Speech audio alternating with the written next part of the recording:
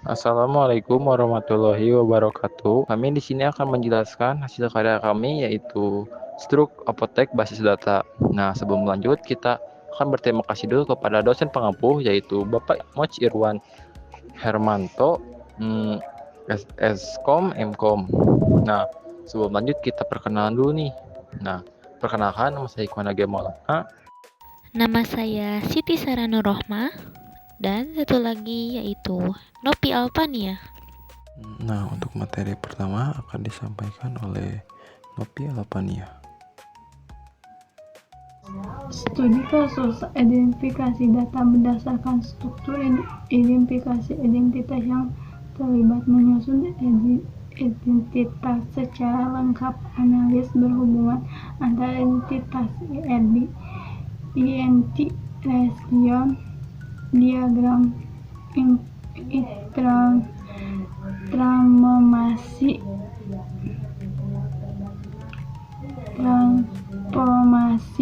IED ke dalam relasi tabel square kode SQL database dihasilkan output identifikasi data berdasarkan struktur. Dari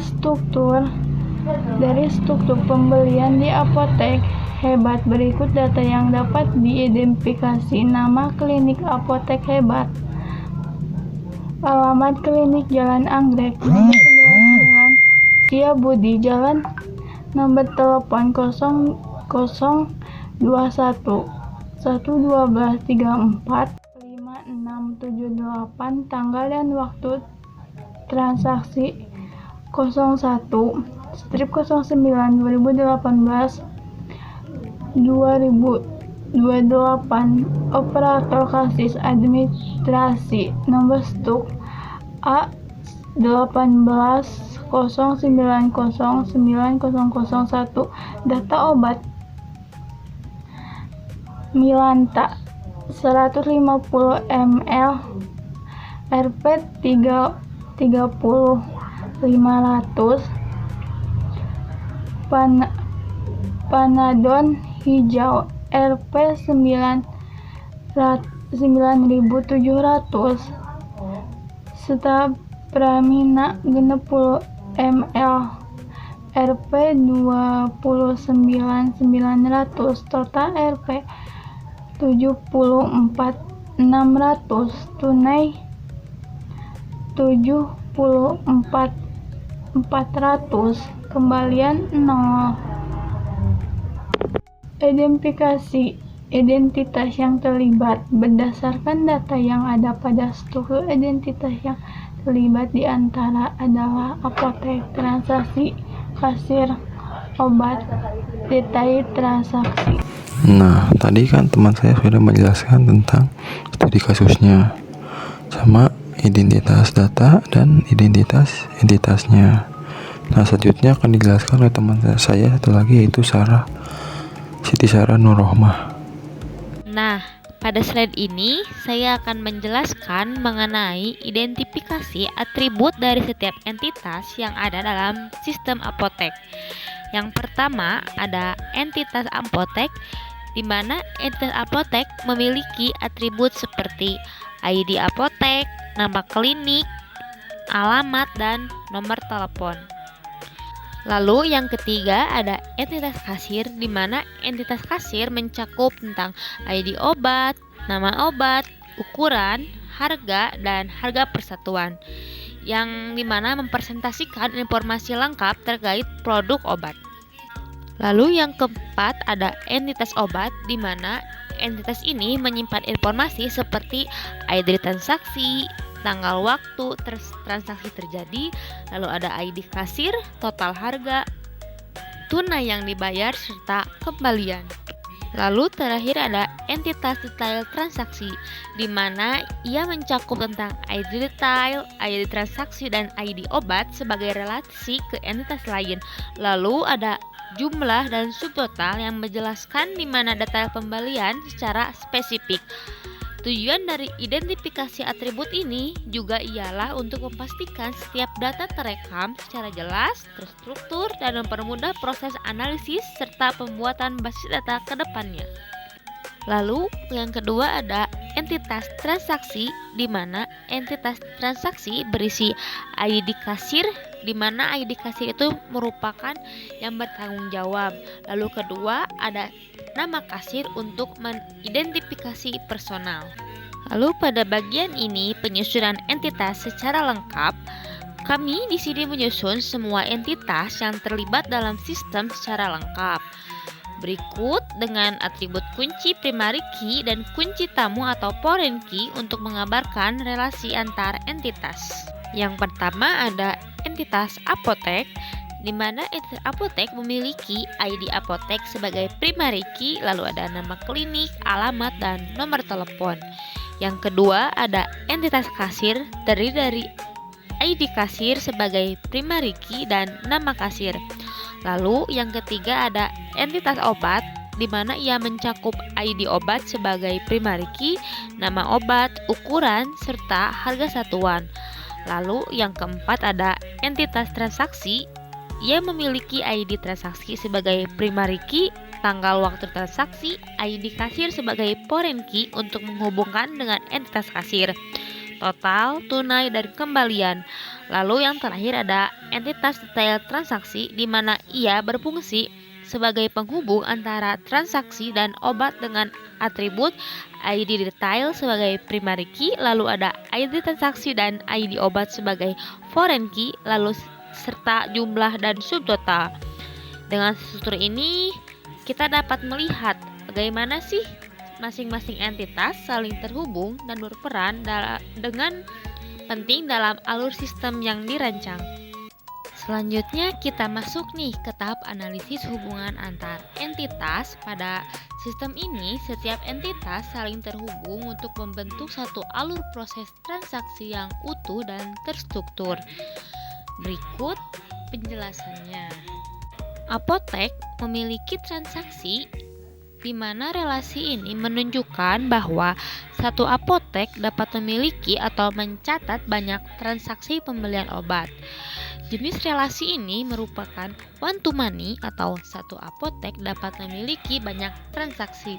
Lalu ada petugas menangani transaksi.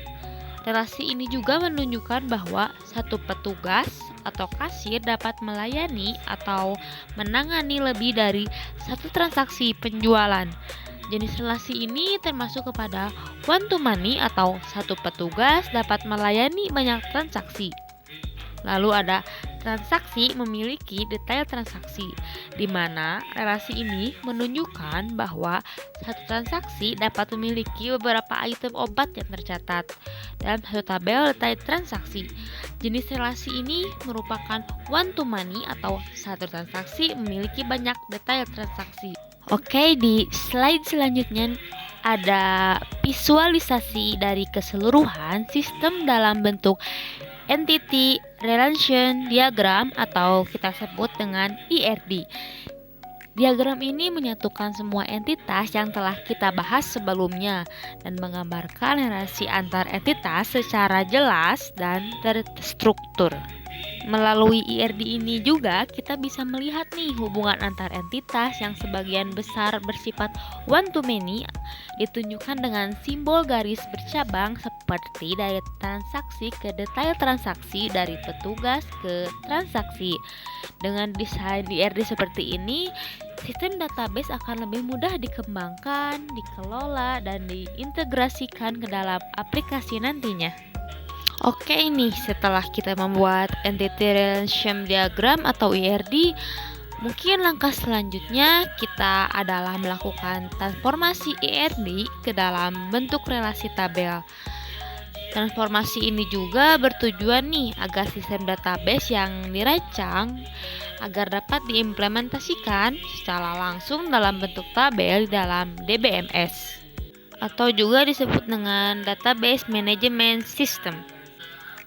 Di sini kami telah membentuk nih beberapa tabel utama, antaranya ada 1. Tabel apotek. Tabel apotek ini menyimpan informasi tentang apotek terdiri dari atribut seperti ID apotek, nama apotek, alamat, dan telepon. Lalu kedua ada tabel petugas. Tabel petugas juga berisi data tentang petugas atau kasir dengan atribut ID petugas, nama petugas, dan jabatan.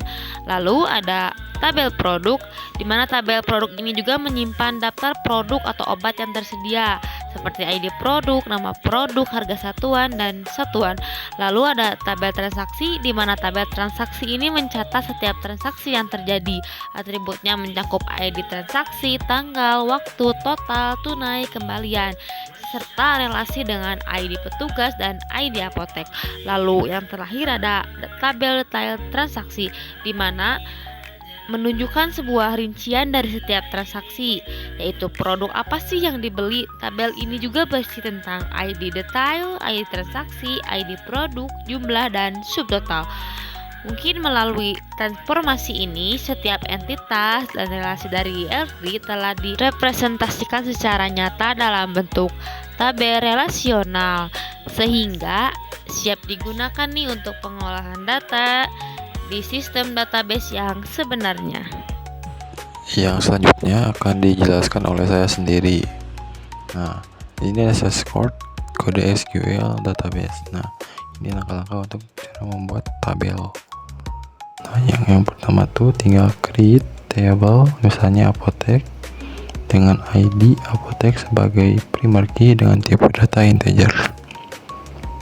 Nah, yang kedua ada nama, yaitu varchar dengan tipe data varchar.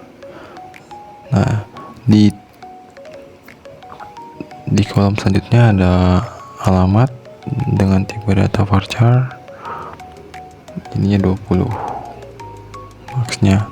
Selanjutnya ada telepon dengan tipe integer. Nah, begitupun dengan tabel-tabel yang sama dan menggunakan create, tapi paling beda si tipe datanya aja. Nah, ini ada tabel petugas, ada tabel produk, sama sih pembuatannya, paling bedanya di tipe datanya aja. Di sini kita lihat ada gambar. Nah, gambar-gambar ini hasil-hasil yang sudah jadi dibuat tabel tapi belum ada isinya. Nah, sekarang kita akan menambahkan isinya dengan menggunakan insert info. Misalnya kita mengisi tabel apotek, yaitu dengan memasukkan nama apotek, terus itunya ID apotek, masukkan ID apotek, nama apotek, alamat, telepon, dan telepon. Nah, langsung tutup kurung, tambahkan values, di enter. Nah, kita masukkan datanya, yaitu dengan tadi tipe yang pertama ID apotek. Nah, ID apotek yang pertama itu sebagai primary key, berarti 01. Nilainya harus berbeda dengan yang lain. Yang selanjutnya ada nama bolehlah, nama bebas. Misalnya di sini nama apotek hebat. Untuk jalan, alamat, ya masukkan aja data-datanya, lalu tutup kurung, titik 2, enter. Lihat aja di gambar ini ada cara-caranya. Begitupun dengan yang lainnya sama. Dan untuk kesimpulannya, berdasarkan hasil praktikum dan analisis yang telah dilakukan, dapat disimpulkan bahwa sistem basis data sangat penting dalam pengelolaan transaksi pembelian obat di apotek agar lebih efisien, akurat, dan mudah dalam pencatatan serta laporan. Dengan menggunakan pendekatan Entity Relation Diagram atau ERD, entitas yang terlihat dalam transaksi dapat diidentifikasi dengan jelas, seperti apotek, petugas, produk atau obat, transaksi, dan detail transaksi.